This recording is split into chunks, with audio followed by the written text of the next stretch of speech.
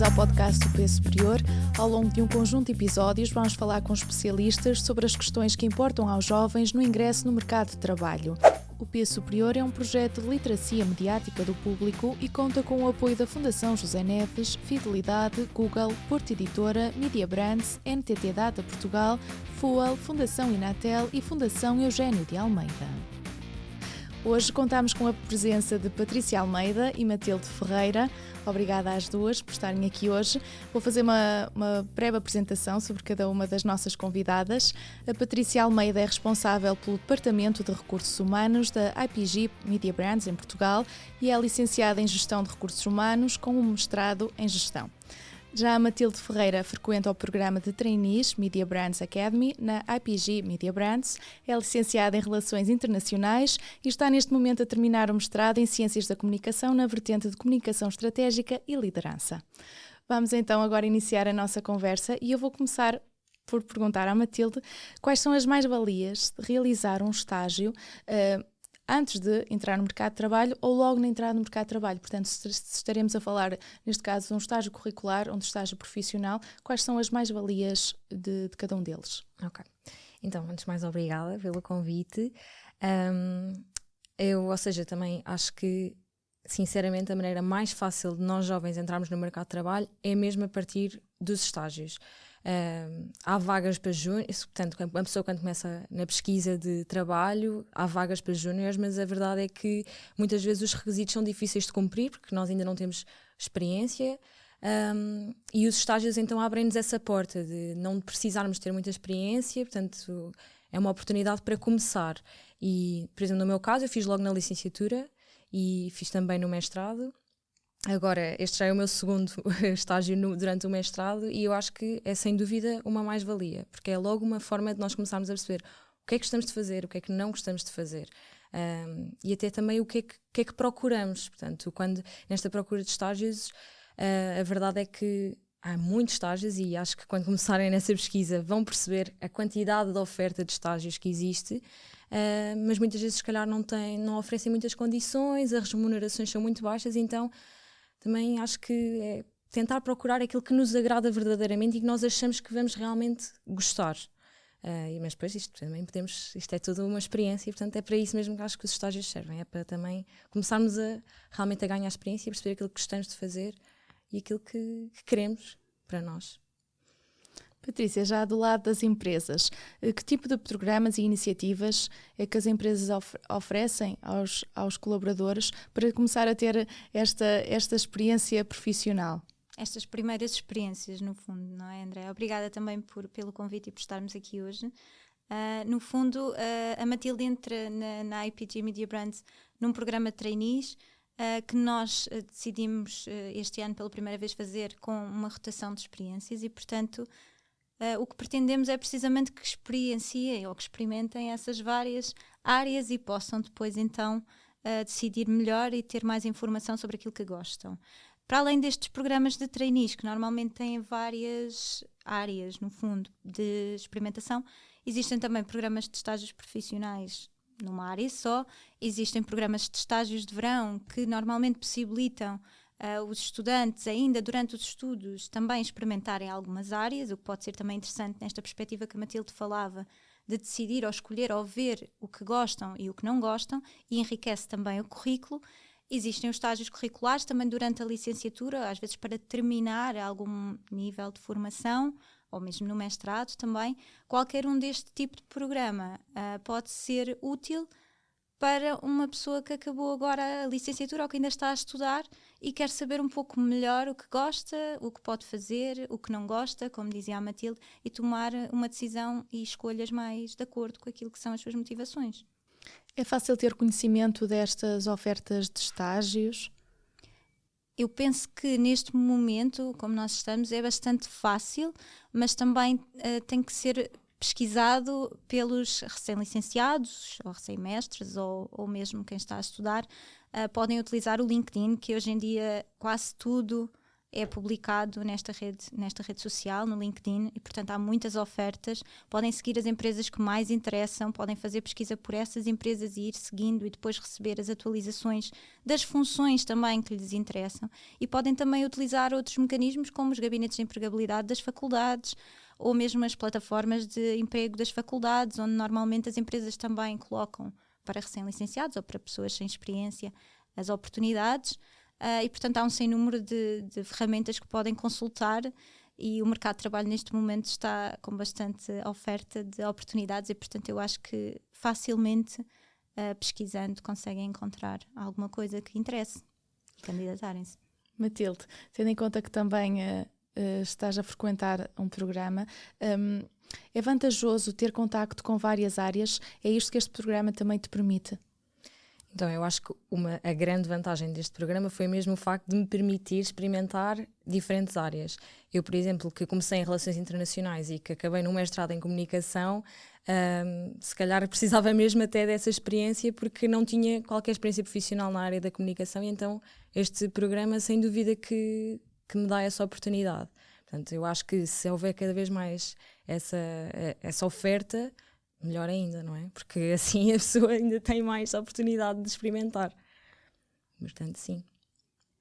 Vamos agora aproveitar para colocar uma questão da Margarida Bettencourt, uma jovem com quem o público falou. Qual é que é a coisa que mais valorizam em alguém que estão a recrutar? Se calhar, pronto.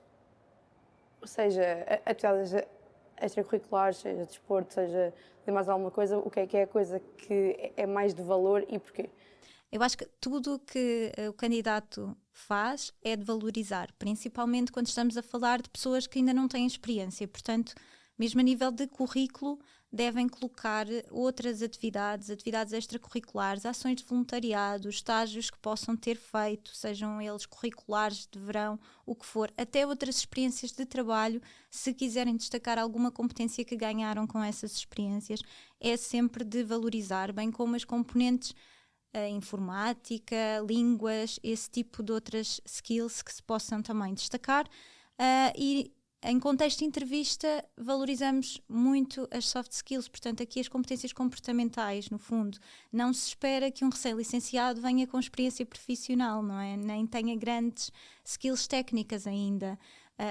Nós valorizamos e esperamos é que venha com algumas skills comportamentais que são importantes para nós, como, por exemplo, capacidade de comunicar, proatividade, capacidade de aprender, vontade de mostrar essa vontade de aprender, essa humildade também de querer saber mais, compromisso, organização e, portanto, muito mais estas soft skills comportamentais do que propriamente as questões técnicas que esperamos que venham a desenvolver depois quando já estiverem connosco.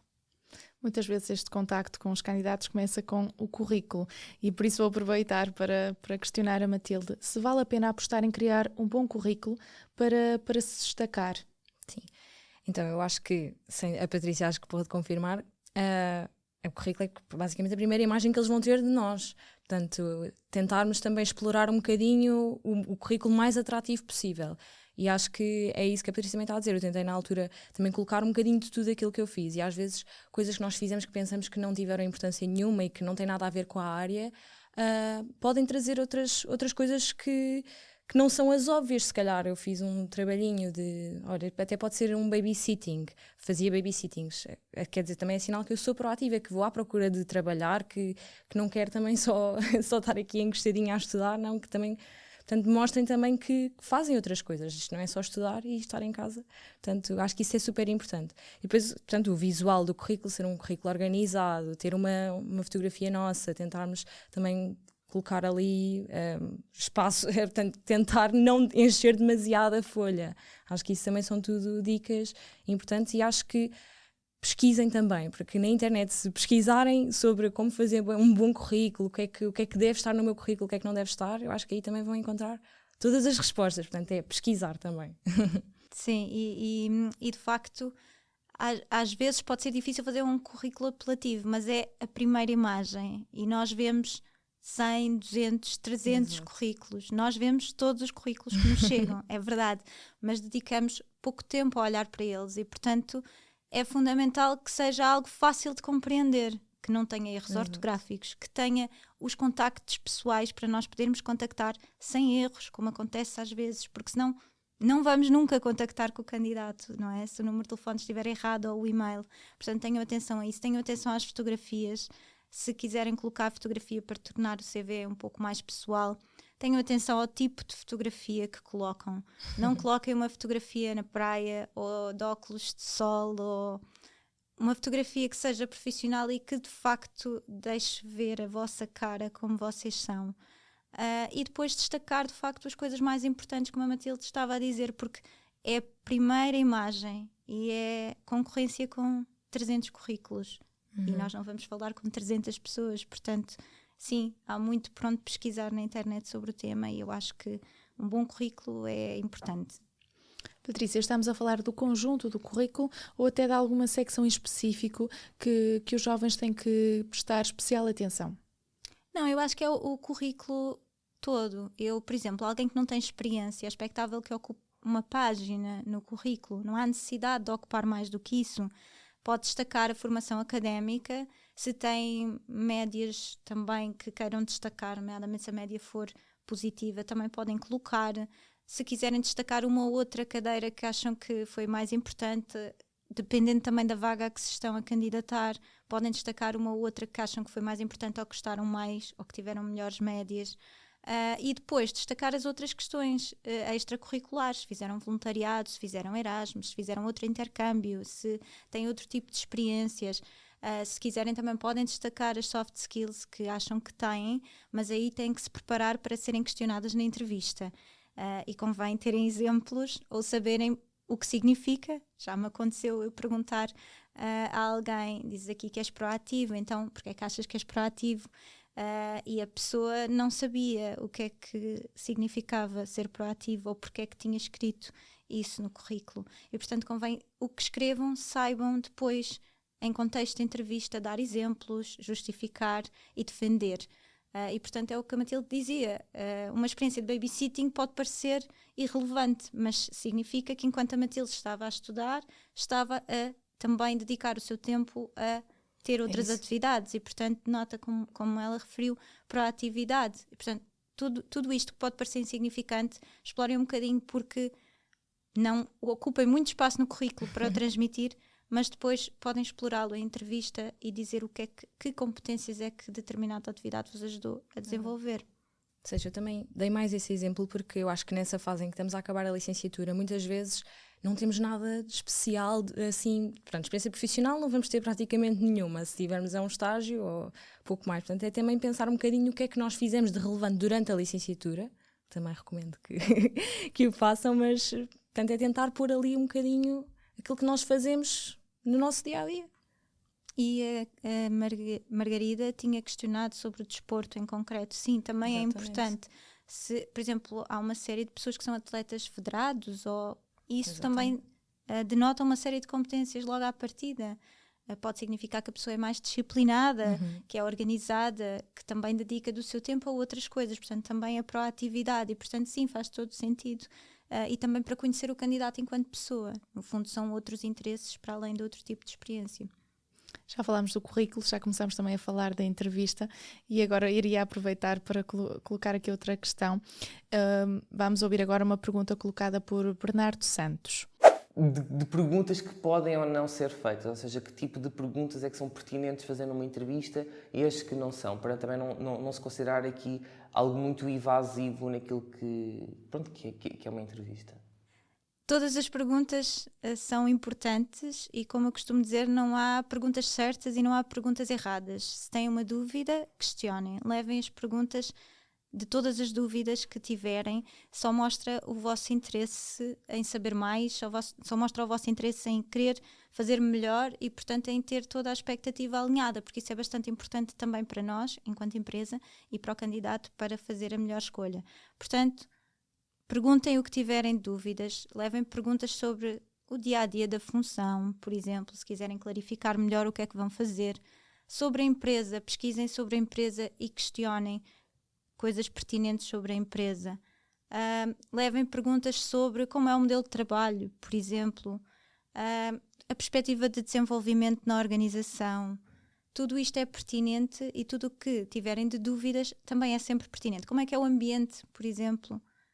Nada disto pode ser levado a mal, na minha perspectiva, numa entrevista. Muitas vezes estas questões vão sendo clarificadas ao longo da entrevista, mas se por algum motivo não forem, questionem. Não há perguntas erradas.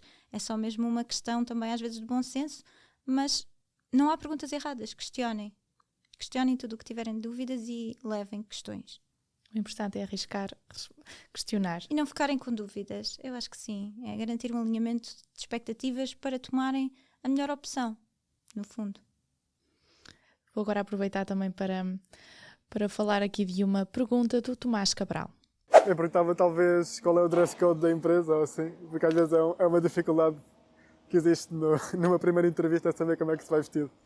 Então, eu acho que isso também depende muito de empresa para empresa. No nosso caso, na Media Brands, nós somos bastante informais e, portanto, não seria necessário um dress code muito formal. No entanto, quando não se quer arriscar muito, eu diria que se deve ter alguma atenção. Se calhar não ir para uma entrevista nem de calções, nem de chinelos, nem de calças de ganga, se não se conhece a empresa. No nosso caso, por exemplo, não havia problema nenhum, porque nós temos um ambiente bastante informal e o nosso dress code também é informal. Nós estamos aqui hoje também, eu estou de calças de ganga, por exemplo, e não varíamos isso, não faríamos qualquer opinião sobre isso.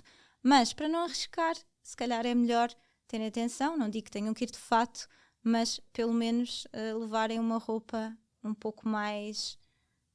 É o equilíbrio. Exato, um pouco mais cuidada, digamos assim, sem ser portanto, chinelos, sem ser calções, sem ser calças de ganga, pelo menos seria a minha sugestão num primeiro contacto. Mas também podem pesquisar melhor qual é que será a cultura da empresa, através dos sites, do LinkedIn, daquilo que a empresa coloca nas redes sociais e percebem também dessa maneira que tipo de empresa é que é e podem ajustar depois o dress code também consoante isso.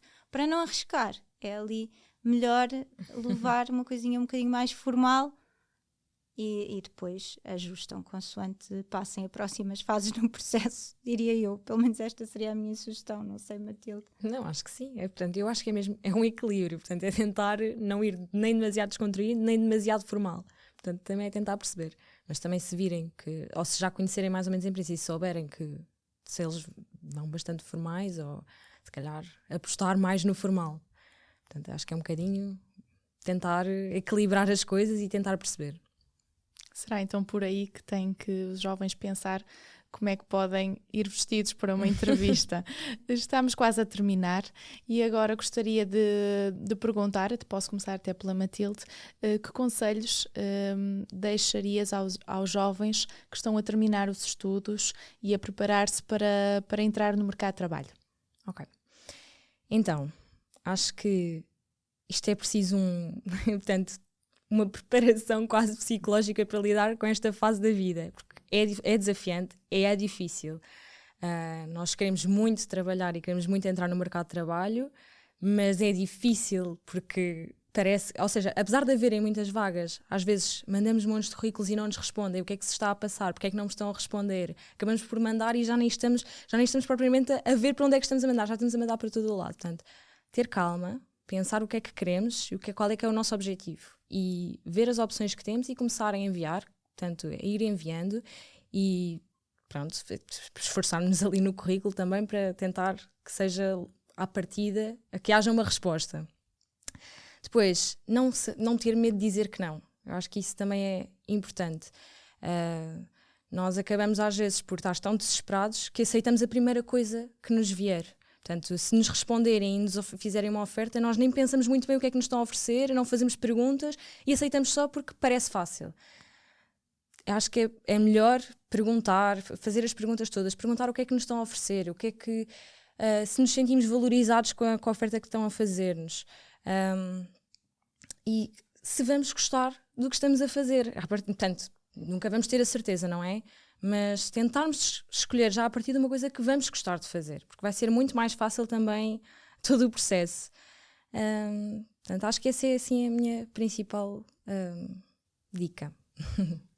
Patrícia? Sim, eu acho que pegando um bocadinho aqui no que a Matilde estava a dizer, eu acho que não têm que ter medo, ou seja, pesquisem bem, preparem-se bem, vejam as várias opções e mandem candidaturas. Podem sempre dizer que não e podem ir lá ver e perguntam e veem o que é que a empresa está a oferecer, e se não quiserem aquela empresa também está tudo bem.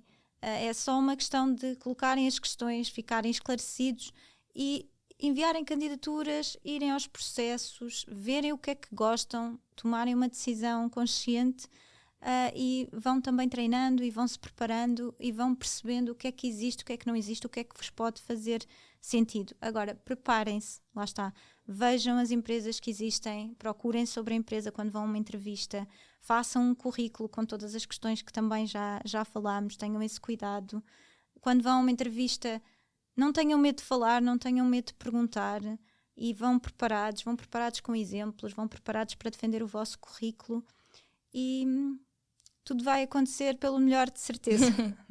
E acho que outra coisa também que pronto, pode ajudar é também, portanto, apelarem a maior transparência possível. Eu acho que isso, nesse aspecto aqui com a Patrícia, resultou super bem. Portanto, tentarem mesmo perceber o que é que esperam de vocês, e o que é que vocês também têm para dar, para que esteja tudo o mais alinhado possível.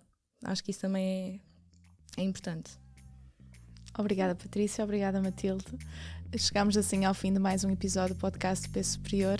Esperamos ter respondido da melhor forma às dúvidas dos jovens e que saiam daqui também com outras perspectivas para a entrada no mercado de trabalho. Obrigada. Obrigada, André.